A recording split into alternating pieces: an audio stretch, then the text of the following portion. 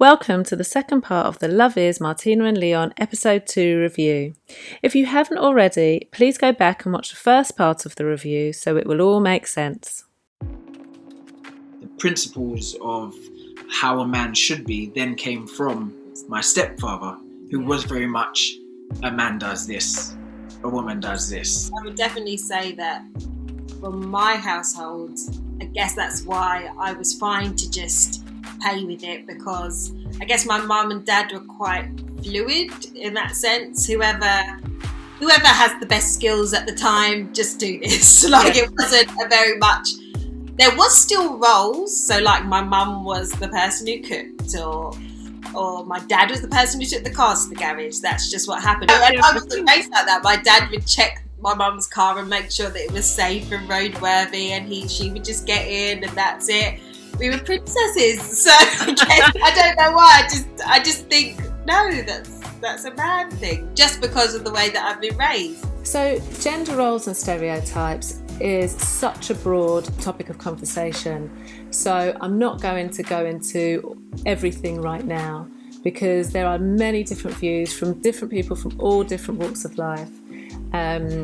But what I will say is, when people are given the opportunity to reflect on their behaviours and communication in relationships, they almost always go back to their upbringing, especially if they're working with a psychodynamic therapist. After giving it some thought, just like Martina, some are really surprised to find out that even though they weren't specifically taught a man does this, a woman does that, they just observe their parents' interactions and family members and friends, and by observing, they unconsciously make this clear definition of gender stereotypes and roles. Some would say that gender stereotypes are socially constructed, so that would explain why they're also influenced by religion, culture, music, media, stories. So these changes also reflect the family dynamics and how they change over the decades. So if we look at families now, mum goes to work, dad is a stay-at-home dad, or single parent families where mum does everything, all the roles, and dad does everything by themselves. And then we look at step families where the step parent comes in and they may have a very minimal role towards the children, but they have their designated roles within the relationship. And then we look at same gender couples where there's only one gender to observe. Leon said that his stepdad could define what a man does and what a woman does.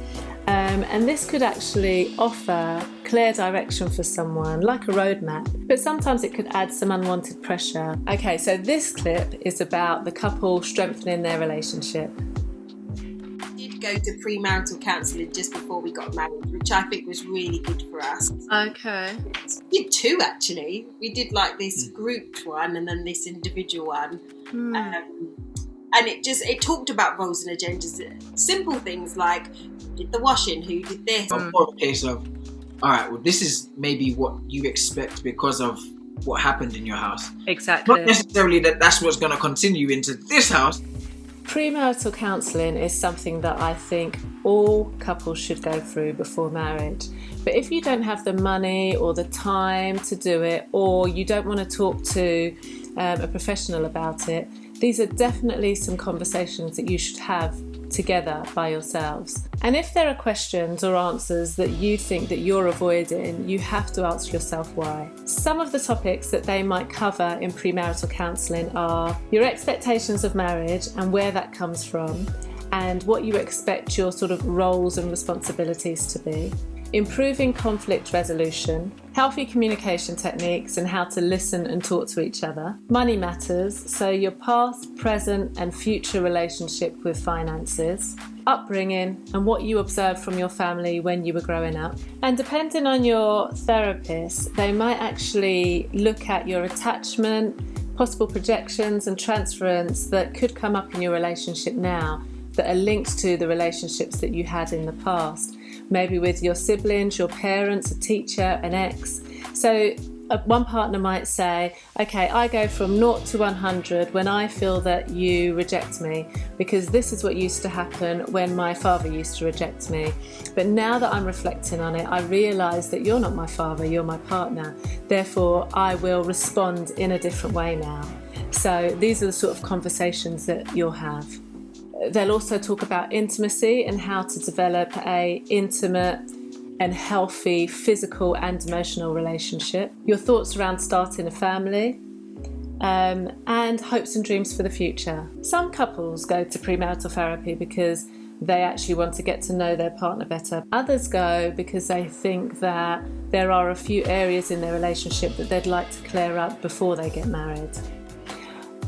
All in all, it's great because it actually introduces some of the questions that you should be asking each other, some of the things that you should know before you commit to each other, and it actually teaches you to practice how to communicate with each other, and it's something that you can carry throughout the rest of your relationship. So let's move on to the next clip. What was good that I really liked about Leon from the get-go was that maybe because he had dumped me twice, was because on the third time he was like, do you know what, I want you to have all of me. So he actually initiated the counselling, both of them really. He was like, let's just do as much as we can to make sure that we have a good foundation for what our relationship materialises into.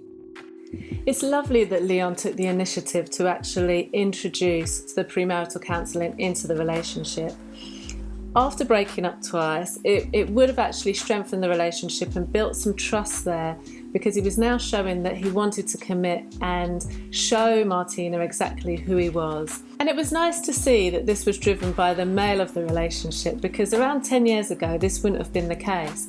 It's really nice now that men are actually seeking counselling and therapy and finding the benefits from it and talking to other men about their experiences of counselling. So if you haven't already seen it, go back and watch episode 2 of Love Is Martina and Leon, and then come and join me in episode 3.